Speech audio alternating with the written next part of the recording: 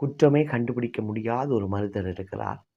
அந்த மனுஷர் தேவனோடும் சக மனுஷர்களோடும் உண்மையும் உத்தவமாய் பழகிறார்.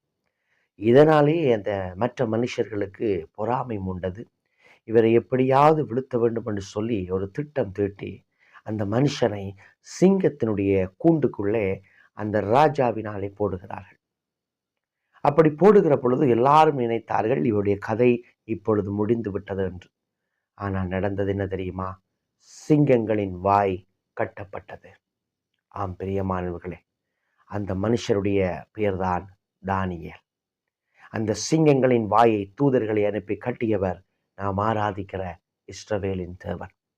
இங்கேதான் நாங்கள் பார்த்தோம் என்று சொன்னால், ஒரு இராவு முழுவதும் சிங்கங்களின் கெவியிலே தானியேல் வாழ்ந்தார்.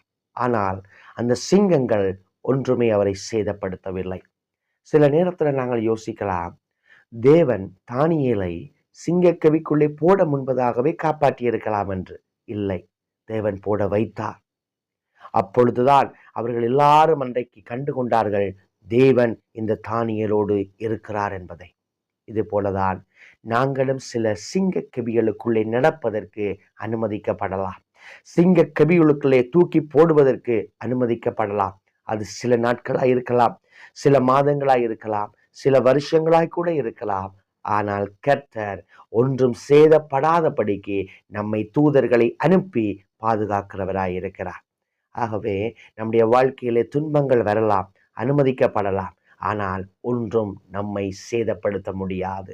எப்படி இந்த தானியேல் ஒரு ராவு முழுவதும் அங்கே மிக நெருக்கமான ஒரு சூழ்நிலையிலே சிங்கங்களுக்குள்ளே அவர் கழித்தாரோ, அதுபோல நாங்களும் சில காலங்கள் பாடுகளுக்குள்ளே சகிக்கலாம். ஆனால் அந்த பாடுகள் நம்மை ஒன்றும் சேதப்படுத்தாதபடிக்கு தானியேலின் தேவனாகிய இஸ்ரவேலின் தேவன் நம்மை பாதுகாக்கிறவராய் இருக்கிறார். அதனாலதான் வேதம் சொல்கிறது, இஸ்ரவேலை காக்கிற தேவன் உறங்குவதும் இல்லை, தூங்குவதும் இல்லை.